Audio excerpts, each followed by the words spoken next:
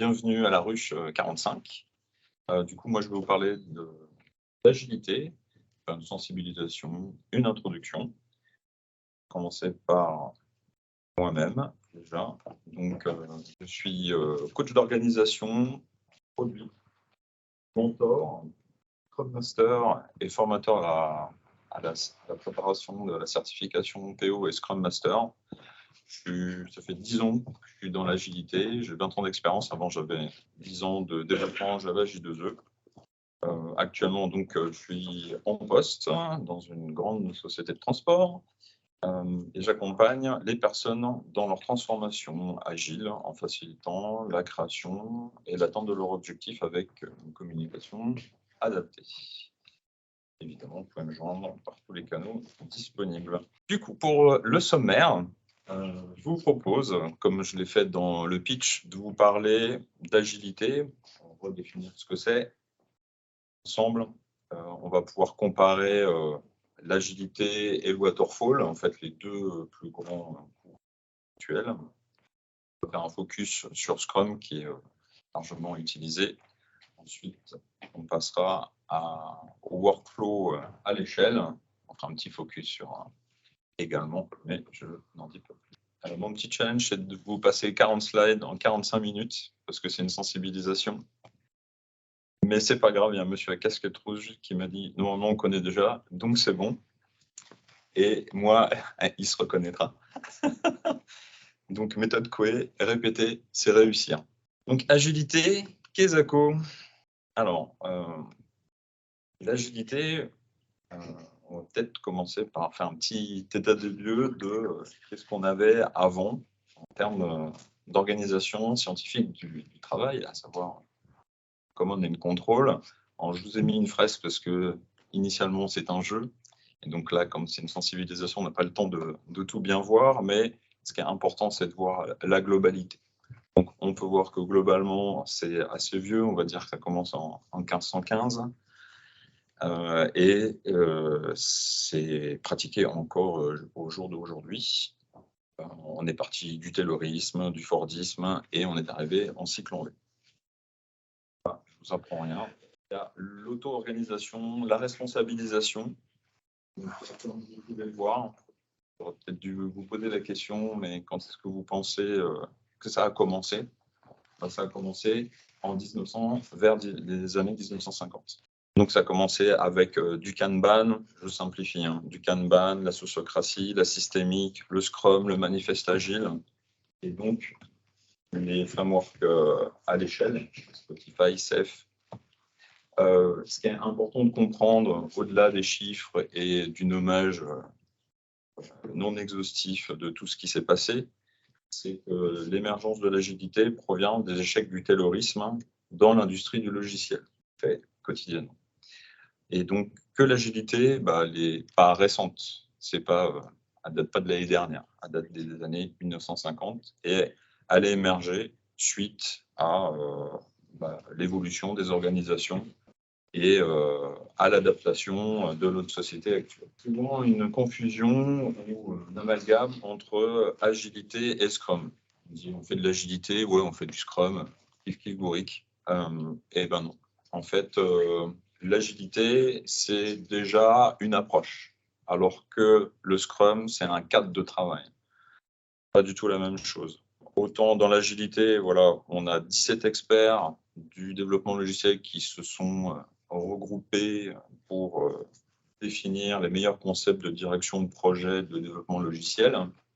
De l'autre côté, en Scrum, on a 2 personnes, Jeff Sutherland et Ken Schroeder, qui décrivent un cadre qui permet de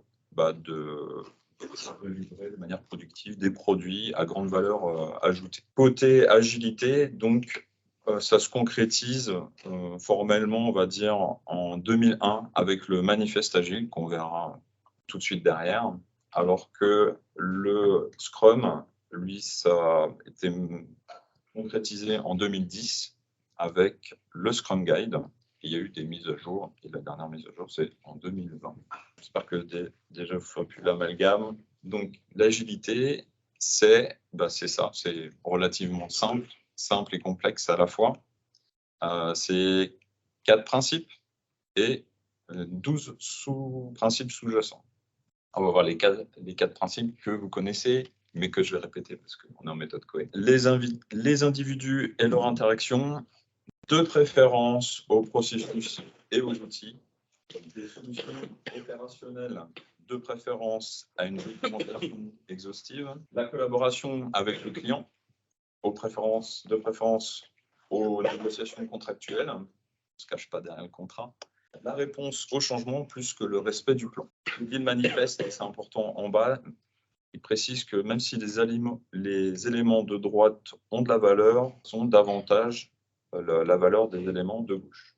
Donc en fait, on priorise les éléments de gauche par rapport aux éléments de droite. Ça ne veut pas dire qu'il y en a casse, on va dire, les processus, la documentation. Pour être exhaustif, on va parler des 12 principes sous-jacents rapidement.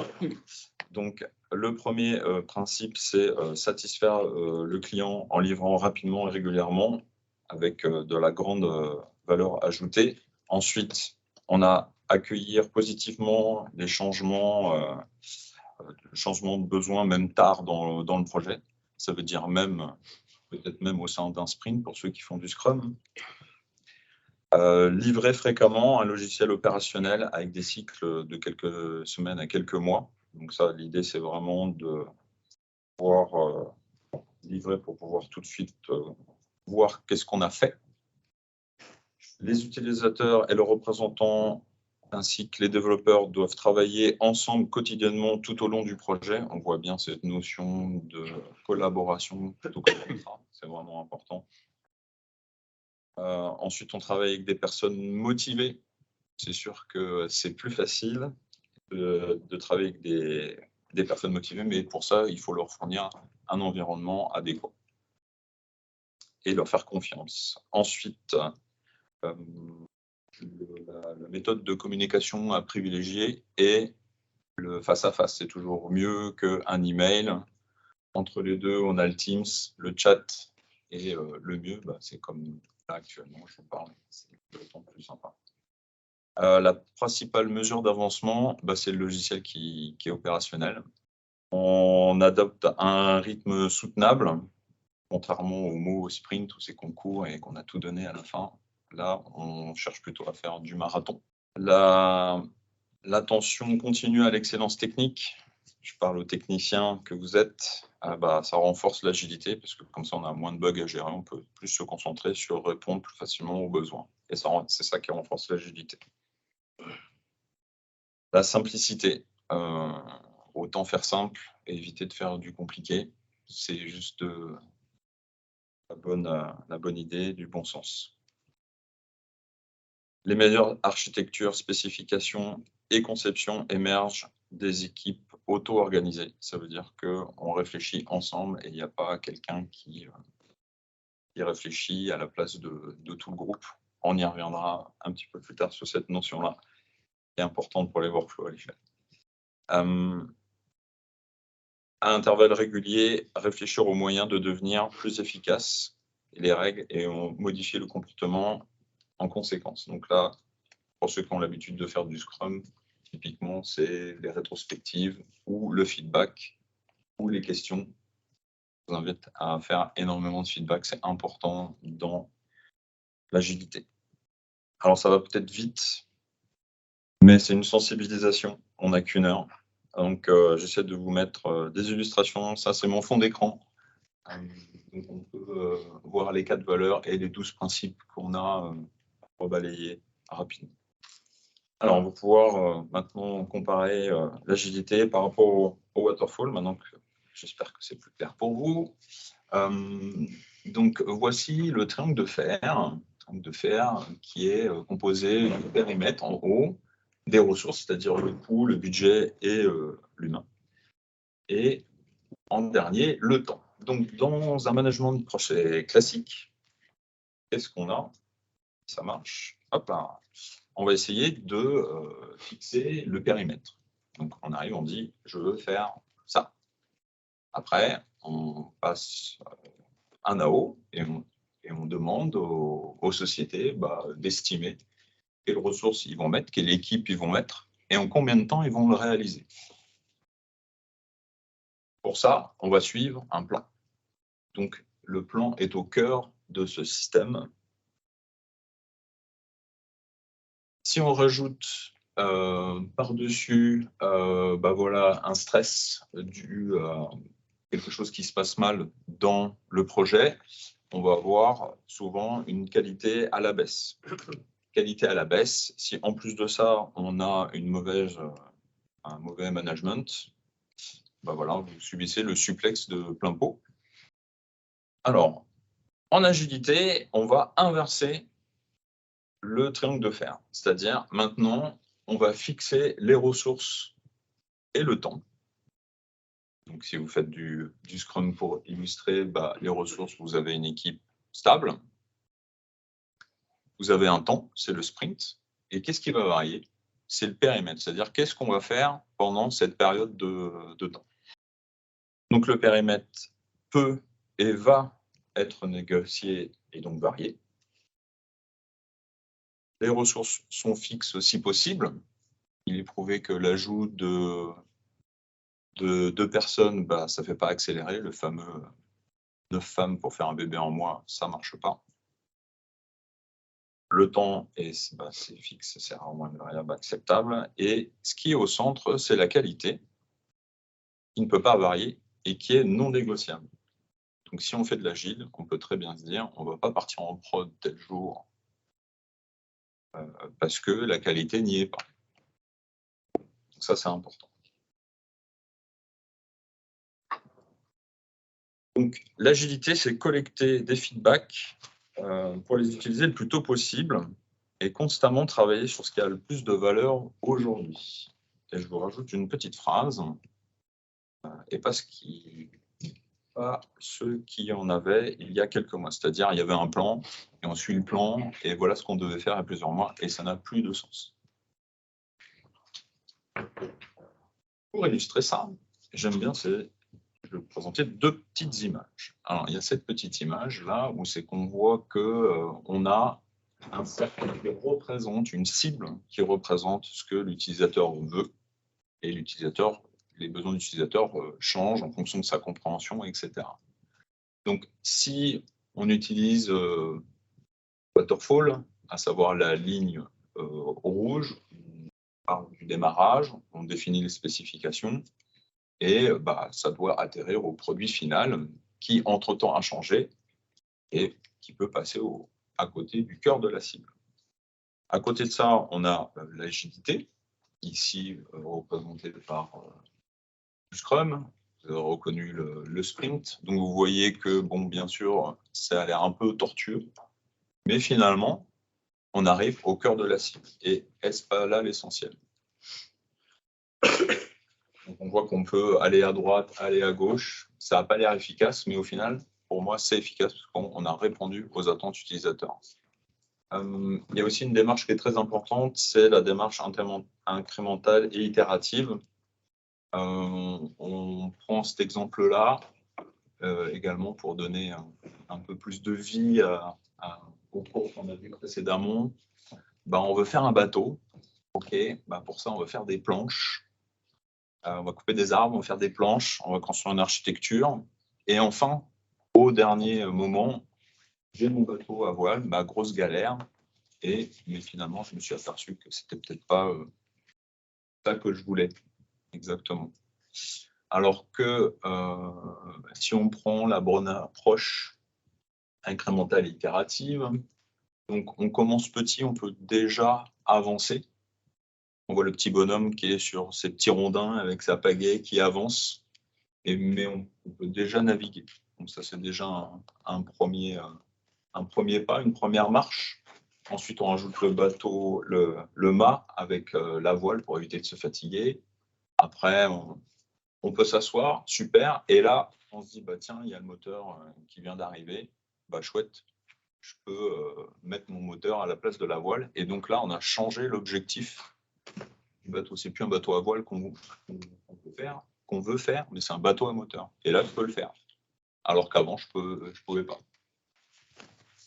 Donc, en environnement Waterfall, on a des équipes spécialisées et il y a une séquentialité qui en dégage. Donc, comme d'habitude, vous connaissez, on a l'équipe marketing qui fait ses tâches de marketing pour faire émerger l'idée. Ensuite, on a l'équipe MOA d'architecte qui fait la conception. Ensuite, les développeurs vont construire. Ensuite, on va tester. Et ensuite, on va mettre sur les serveurs. On va exploiter. Et le time to market de tout ça, ça prend plusieurs mois, parce que vous voyez justement cette fameuse cascade. Ça s'enchaîne et ça prend plusieurs mois. En agilité, on va chercher à faire des tâches plus petites, comme le bateau. On va chercher à diminuer le time to market. Aussi pour ça, les équipes doivent être pluridisciplinaires, c'est-à-dire qu'elles doivent savoir tout faire émerger les idées, concevoir, construire, tester et mettre à disposition. Donc tout ça, ça réduit le time to market et du coup, c'est plus plusieurs mois, mais c'est que quelques jours. Alors, être agile ou faire de l'agile? Alors, pour être agile, comme on vient de voir, il y a 4 valeurs et 12 principes. À partir de là, si vous avez bien ça en tête, de façon globale, vous faites de l'agile en connaissance de cause. C'est-à-dire vous êtes agile et vous savez pourquoi vous allez faire les pratiques. Donc, c'est là-dessus que vous allez pouvoir construire votre agilité et choisir les bonnes pratiques qui vous conviennent. Alors que si vous faites juste de l'agile, la méthode pour la méthode, on fait du Scrum parce qu'on nous a dit qu'il fallait faire du Scrum, ça risque de pas bien marcher le Scrum parce que vous n'aurez pas compris la logique qu'il y a associée. Donc, être agile, c'est déjà comprendre le mindset. Je vous ai mis une petite carto à côté des différentes practices agiles. Vous voyez que ça ressemble à une carte de métro. Il y en a dans tous les sens. Et donc, c'est peut-être pas évident. Et donc, il faut pouvoir choisir la bonne méthode, on va dire, pour vous, pour votre contexte. Alors, des chiffres pour appuyer tout ça. Donc, si on compare agilité et waterfall, donc le taux de succès, on peut voir dans une étude de 2020 que l'agilité, c'est 42% de succès. Comparativement au waterfall où c'est 13%. Donc on voit que les sujets, les projets, produits ont été challengés aux alentours de 50% pour les deux et qu'il y a plus de projets échoués côté waterfall. Ça ne veut pas dire que le waterfall, c'est pas bien. Hein. Ça veut dire juste que ça, par rapport à cette étude-là, on peut se dire que ça marche moins bien. Mais il y a de la réussite. Hein. Les deux peuvent fonctionner. Ensuite, en bas, on a une étude par rapport aux au type de projet. Donc, on a des projets qui sont très larges. Donc, tout en bas, on voit que c'est entre 19 et 8%. Projet médium, projet petit. On voit que, comme le montrent les chiffres au-dessus, l'agilité est au-dessus et que ça marche a priori mieux sur des projets larges et médiums. Les projets petits, ça marche mieux, mais la différence est moins flagrante. Donc, pourquoi les sujets échouent? Il y a des tas de raisons. Je les ai listés ici, mais bon,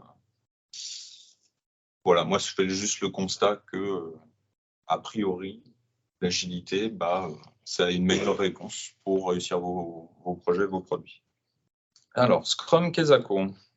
Alors, une citation déjà. Souvent, les project managers qui commencent à travailler dans un environnement Scrum rencontrent des problèmes du fait que Scrum n'est pas un framework de gestion de projet, mais un framework de gestion de produit. On a vu la différence entre projet, produit, la version du triangle de fer. Donc, ici, sur Scrum, on va se focaliser sur la partie jaune de la map. Et la référence reste le Scrum Guide. Donc, je vous invite, si vous ne l'avez pas déjà fait, à lire. C'est 14 pages. Donc, comme tout technicien que vous êtes, logiquement, on lit la doc. Bon, Stack Overflow est pas loin, bah, votre Stack Overflow, c'est peut-être le Scrum Guide ici. Donc, Scrum, c'est une approche itérative et incrémentale qui permet d'optimiser la prédictabilité et le contrôle du risque, chose qu'on aime beaucoup. On aime se rassurer. Scrum, c'est pas une méthode, c'est un cadre de travail. Alors, je fais la différence en expliquant avec une métaphore le foot. Le foot, il y a des règles. Pour moi, c'est le cadre. Le cadre du foot vous dit que le ballon doit rentrer dans les buts pour marquer un point. Et ça vous explique pas comment gagner contre l'équipe adverse.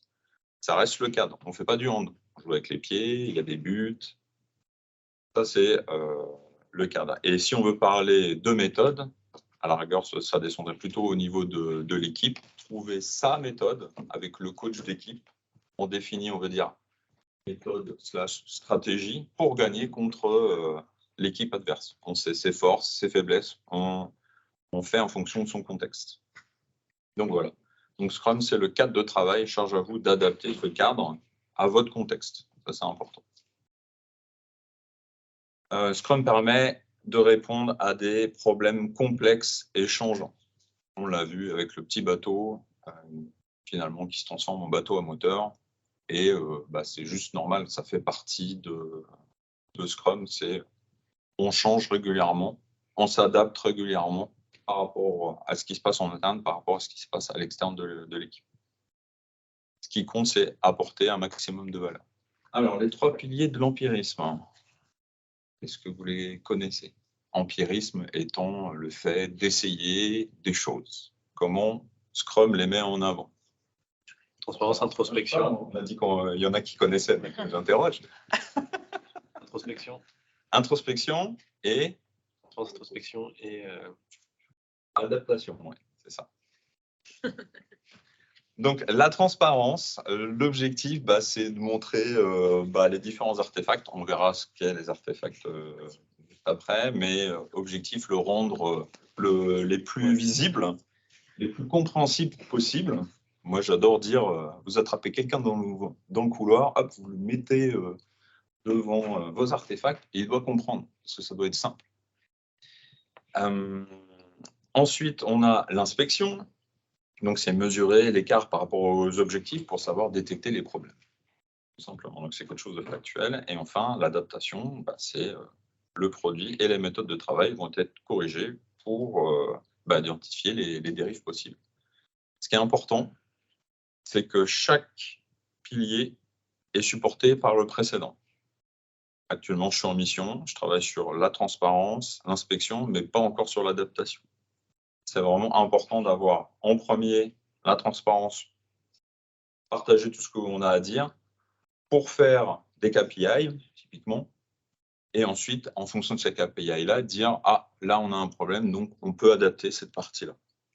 Scrum, c'est 5 valeurs. Donc, il y a le focus de l'équipe, l'objectif du sprint. C'est quand on a un sprint, on a un objectif. Qu'est-ce qu'on va faire autour de cet objectif de sprint?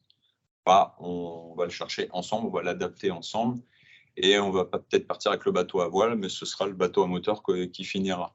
C'est vraiment très important de définir cet objectif de sprint et ce n'est pas finir ce qu'on a défini dans la liste des fonctionnalités. Ouverture, donc la Scrum Team et ses parties prenantes sont ouverts au travail et aux défis à relever. Donc, on accepte le changement même tard. Donc, au cours des sprints et évidemment pendant les sprints pour trouver la meilleure trajectoire. Le respect, ça c'est très important. Les membres de la Scrum Team se respectent mutuellement. On est tous des professionnels et donc il faut se respecter en tant que tel et respecter les décisions qui sont prises. Je repense à un exemple qu'on a eu en cours de mission où le technicien a dit non, la qualité n'est pas bonne et on ne peut pas partir en prod, alors que le PO avait défini qu'il fallait partir en prod tel jour. Et donc, on a réussi à faire respecter ces décisions auprès du PO. Et ça, c'est vraiment une bonne chose. Le courage. justement, on a eu le courage de dire non, on ne va pas partir en prod. C'est un exemple simple, mais il faut faire ce qu'il faut quand il faut. Après, oui, il y a une notion effectivement d'engagement. Pour moi, l'engagement serait plutôt le focus sur on s'engage parce qu'on y croit. Après, s'il y a Covid, s'il y a des événements, on va s'adapter. Donc c'est ça qui est, et on aura le courage de dire non, on ne peut plus faire. Et qu'est-ce qu'on fait? Est-ce qu'on doit refaire un objectif de sprint? Comment on travaille? Et c'est ça, ce dialogue-là qui est important. L'échange plus que suivre le plan.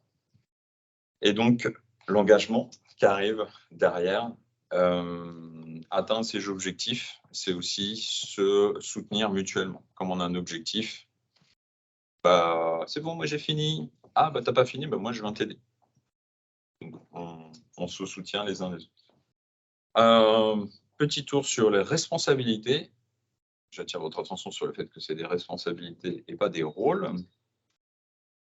Nous avons dans Scrum le Product Owner, les développeurs et le Scrum Master. Donc, la mission du Product Owner, c'est comprendre et découvrir ce que veut l'utilisateur, le métier, la technique. Ça, c'est quelque chose qu'il ne faut pas oublier. La technique aussi veut faire des choses. Et afin de produire tout simplement la meilleure valeur pour l'utilisateur. Et donc, son objectif à lui, c'est de pouvoir construire et communiquer une vision claire de ce qu'on souhaite faire dans le produit et de l'organiser et de le prioriser.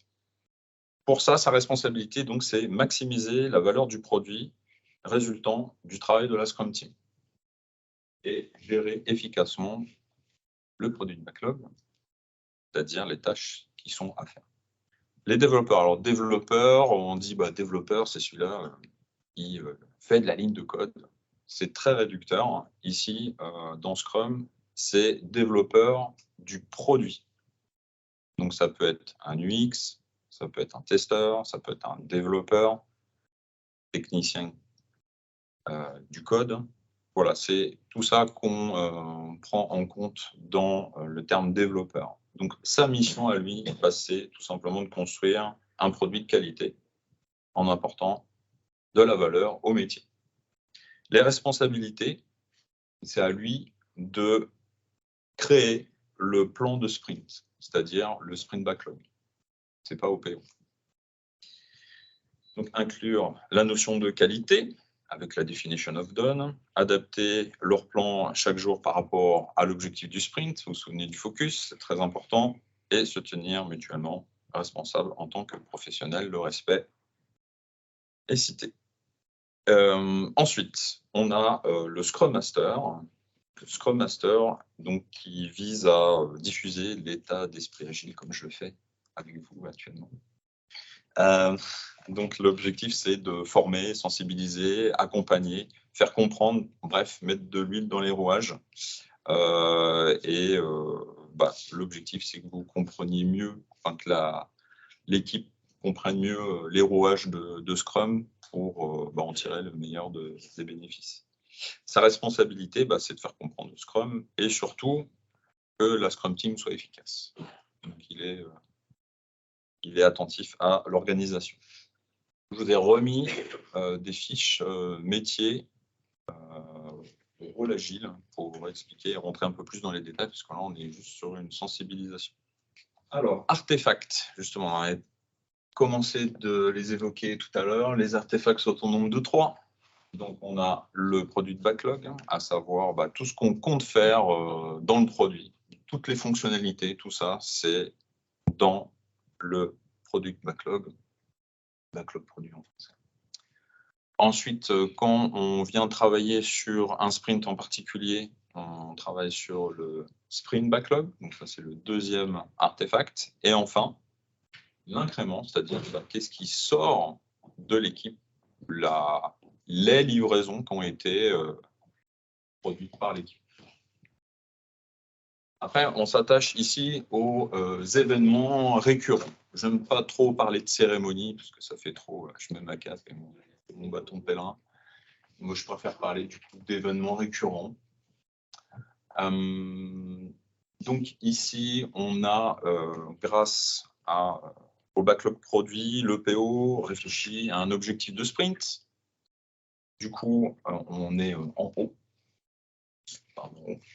Ensuite, on passe au début du sprint à une planification du sprint, à savoir le sprint planning, où c'est que le PO explique l'objectif du sprint. Et avec les développeurs, du coup, les développeurs définissent le sprint backlog en fonction de l'objectif du sprint. Ensuite, on vient parler de la mêlée quotidienne, à savoir le daily scrum, où c'est que là, bien souvent, on a, j'aime bien la petite cible, là, on a toujours la cible, l'objectif de sprint en vision. On partage donc le Kanban, on partage surtout les problèmes qu'on a rencontrés en fonction de la definition of done. Ce n'est pas un status meeting, à savoir le PO vient, alors tu as fait quoi? Toi, tu as fait quoi? Ce n'est pas ça. L'objectif, c'est que les techniciens se disent moi, j'ai un problème. Est-ce que quelqu'un peut m'aider? Là-dessus, j'ai bien avancé, mais là-dessus, j'ai un problème. Donc, voilà. Et on cherche des solutions pour mieux avancer par rapport à l'objectif du sprint. Ensuite, on a atterri à la fin du sprint. Alors, sprint, c'est pas le backlog de sprint, hein. C'est juste une durée. Donc, quand il y a un sprint qui se termine, quand on arrive au vendredi, on recommence avec le lundi, ça commence automatiquement. J'ai déjà eu le cas où c'est que on était sur le sprint 1 et 2 en même temps, ce qui n'est pas possible. C'est juste une période de temps. Donc, la revue de sprint, on est sur la fin du sprint. On présente aux parties prenantes, c'est-à-dire toute personne intéressée par le produit. Quelle est notre vision actuelle d'état d'avancement du produit en termes généraux, comment on est, si on est bien, pas bien, et on présente concrètement les différentes fonctionnalités aux utilisateurs, où on laisse les utilisateurs manipuler le produit pour qu'ils puissent nous faire des retours. L'objectif, c'est plutôt d'avoir un atelier d'échange avec les parties prenantes. Et ensuite, on repartage quelle va être la suite. Et on clôture le sprint avec la rétrospective du sprint, à savoir, là, c'est en plus petit comité. On n'a plus les parties prenantes, on n'a que l'équipe PO, Scrum Master et Dev qui se réunissent pour réfléchir ensemble à trouver des actions pour des améliorations sur ce qui s'est mal passé. Potentiellement aussi partager sur les choses qui se sont bien passées, c'est toujours positif de faire les deux. Tout ça, le petit avion là, tout ça, c'est injecté dans le backlog de sprint et priorisé.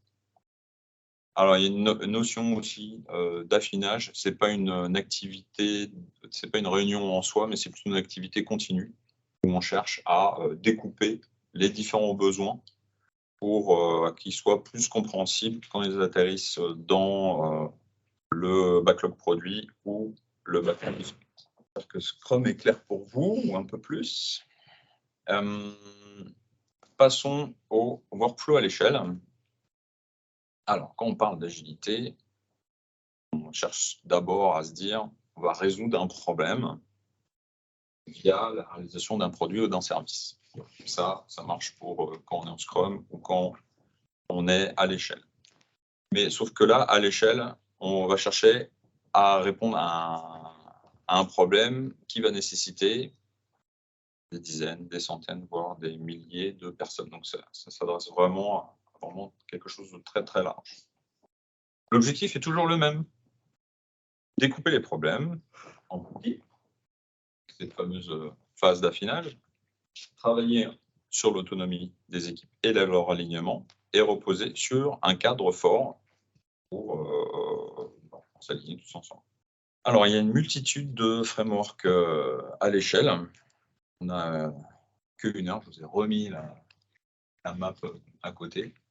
Je ne vais pas pouvoir tous vous les présenter, ou ce serait vraiment trop rapide. Donc, on peut citer quand même le modèle Spotify, Fast, Nexus, Less, Scrum at Scale, Safe et Kanban à l'échelle. Selon votre expérience, lequel auquel vous entendez le plus parler? Donc, je vous propose de vous expliquer un peu plus le framework SAFe que vous serez plus amené à rencontrer. Donc, c'est un framework Lean Agile.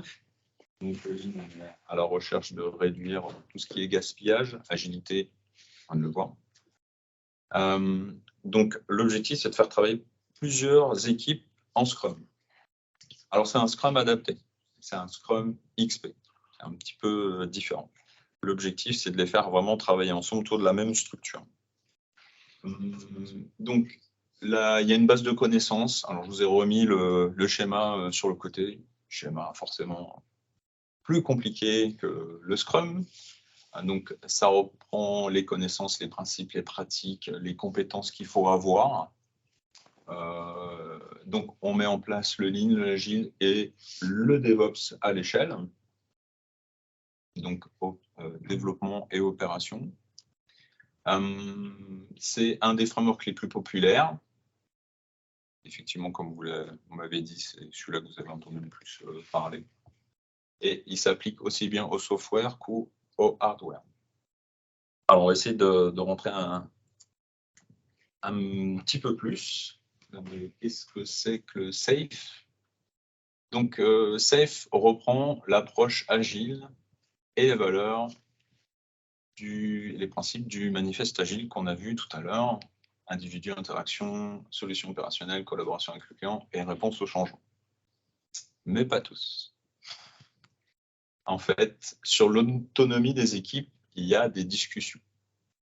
SAFe est-il agile ou pas? Parce que l'idée là, c'est que dans l'autonomie des équipes, en Scrum, les équipes sont autonomes, alors que dans SAFe, on a un architecte qui va définir la solution. Voilà, pour lancer les discussions, je ne rentre pas dans le débat. Et donc, SAFe va compléter ce manifeste agile par des core values, des principes Lean Agile, SAFe et différents axes forts. Donc, si on veut rentrer là-dedans, on sait vraiment à rentrer dans le SAFe. Il y a des certifications, passer 2 jours pour aller explorer tout ça. Alors, je vais faire un parallèle avec Scrum de SAFe. Donc là, on a l'équipe Scrum XP. Vous aurez reconnu le schéma que je vous ai partagé tout à l'heure. C'est le même. Alors, quand on va passer à l'échelle, on va se dire que comme il faut travailler sur plusieurs équipes, on a besoin d'avoir un backlog produit, mais pour tout le monde. Donc, autant dans l'équipe, il y a un backlog produit, autant au niveau global du produit, on parle de programme backlog. Au niveau de la planification du sprint, vous avez déjà fait, c'est le PI planning, définir qu'est-ce qu'on va faire pendant la période de temps du programme. Ensuite, on a le programme board, à savoir qu'est-ce qu'on va faire pendant la durée de ce programme. Donc, la mêlée quotidienne, ça, on le fait en interne dans l'équipe. Ensuite, on arrive à la fin. Évidemment, il y a eu des revues de sprint, mais à la fin du programme, il y a la système démo. Alors, comme il faut généraliser tout ça, il faut avoir du monde supplémentaire. Donc, on a le fameux système architecte, celui-là qui définit la solution. On a le Release Train Engineer, à savoir celui qui coordonne l'ensemble des équipes Scrum XP pour livrer le maximum de valeur. Il a une notation particulière donc sur les releases. Le Product Manager qui parle aux différents PO pour synchroniser la valeur métier que les PO font au sein de leur équipe. La rétrospective, on a l'Inspect and Adapt. Et la mêlée quotidienne, on a le PO Sync et Scrum of Scrum. Donc, vous voyez que c'est la même chose, on va dire, en simplifiant. Mais c'est juste des événements autour qui reviennent reprendre l'idée du Scrum. C'est un schéma très simpliste, mais ça vous permet de dire que on retrouve quand même les mêmes idées dedans d'itération avec un démarrage, on sait ce qu'on doit mettre à l'intérieur, on arrive à la fin, on fait le constat et on adapte. On retrouve toujours ce schéma-là. Conclusion ? Alors, avec la communauté Scrum Master Coach Agile dont je fais partie, on a l'habitude de partager cette slide-là, qui est un résumé de finalement tout ce qu'on s'est dit, avec les liens vers nos différentes ressources. Donc, vous retrouvez le schéma, le manifeste, différents liens sur le Scrum Guide, les différents rôles, des explications vidéo. Comme vous aurez le support, vous pourrez retrouver ces différents liens. Comme vous avez pu le constater, c'est qu'avec la map de l'agilité, c'est compliqué de savoir répondre en termes d'organisation. Et un petit peu dans tout ça, c'est qui peut nous aider, qui peut vous aider. Du coup, là, je vous parle de la communauté de coaching et de Scrum Mastering. Quand vous avez des questions agilité, si vous n'avez pas de Scrum Master, si vous n'avez pas de coach, si votre Scrum Master ou votre coach il est en difficulté, vous pouvez poser toutes les questions sur la communauté. Je vous ai remis le canal Teams. Et voilà, l'objectif de la communauté, c'est nous on fait de la recherche sur des choses innovantes et l'objectif c'est de partager avec vous, c'est via des formations comme celle-ci, des sensibilisations, des meet-ups, du mentorat, des événements pour ceux qui sont intéressés par l'agilité et ceux qui ont des questions. Il y a aussi la communauté produit. Donc ça, c'est plus ciblé avec PO, PM. Donc, même chose, en fait. Ils ont des événements, des ressources qui peuvent vous aider si vous avez des questions autour du produit. On a fait le tour. Est-ce que vous avez des questions? Ah oui, j'en posais une déjà. Tout à l'heure, j'ai noté que tu disais dans un sprint, quand le producteur en fait, va insérer les tâches, ou les différents éléments à traiter. Oui. C'est qui à un instant c'est à quel moment le chiffrage, c'est vrai que le fait de dire j'insère X tâches, même si je l'ai mentionné, chaque tâche ne va pas forcément en même temps. C'est aussi du chiffrage et qui le fait. D'accord, oui. Alors, j'avais parlé on va remettre le schéma. En fait, on a une activité, pour moi, d'affinage qui va déjà permettre de comprendre, que toute l'équipe PO et développeurs puissent comprendre. L'activité de chiffrage, je parle plus d'estimation que de chiffrage. Oui, tout à fait. Ça, c'est l'équipe qui va le faire, soit pendant l'activité d'affinage, soit, dernier recours, c'est pendant la planification du sprint avec, par exemple, le poker planning. Donc, on suit la suite de Fibonacci, qui sert, on prend les 2 derniers chiffres, on les additionne et ça nous fait grossir. Donc, 1, 2, 3, 5, 8, 13, 21. Tout ça, ça fait grossir pour se dire, plus ça va être gros, plus c'est risqué, plus je dois prendre de précautions et mesurer le risque. Et donc ça se fait en équipe. Le Scrum dit pendant la planification du sprint, mais on peut l'anticiper avec. Diane, oui. Après je reviens. Moi j'ai une question. Quand tu penses quoi de l'estimation en jour? Ça peut être un premier pas pour aller vers plus d'agilité. Il faut pas être dogmatique en disant on fait pas de délit tous les jours, ou on fait pas de revue, ça sert à rien. On arrive chacun à sa maturité, chacun à son contexte.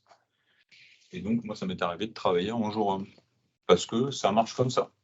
Et si l'équipe est contente et que ça fonctionne et que tous les indicateurs sont ouverts, on ne va pas être plus royaliste que leur roi. Combien? Combien la certification? Je crois que c'est 1005. Et tu es obligé d'être certifié? Pour Safe, non, tu n'es pas obligé d'être certifié. En plus, il y a un système tu dois régulièrement repayer pour continuer à avoir ta validation de Safe qui évolue. Donc, dans un sens, je me dis que c'est dans le système, c'est pas plus mal. Bon, bien sûr, il y a le côté financier en disant, bah, OK, ils se servent, bien sûr. Mais comme ça évolue, moi, je suis passé à la 4.5, là, ils en sont à la 6, quoi, tu vois. Enfin, il faut suivre. Si tu ne suis pas et que tu as la version safe de 1, est-ce que tu es vraiment certifié? Tu vois, c'est comme si je te dis Java 4 et puis maintenant Java je ne sais plus combien. Est-ce que ça va être la même façon de programmer? Non. Donc là, c'est la même chose en fait. Le programme évolue et donc faut se former au fur et à mesure. Ouais, c'est quand même cher. Après, bah voilà. Là, ça concerne un peu la relation avec le client. Comment, moi j'ai été dans les structures où en fait, on avait qui fonctionnait en méthode agile et on était vraiment dans la philosophie de savoir qu'on définissait un périmètre et qu'on avait potentiellement qu'il allait ou changer de périmètre, surtout pour que tout s'adapter en temps réel. Oui.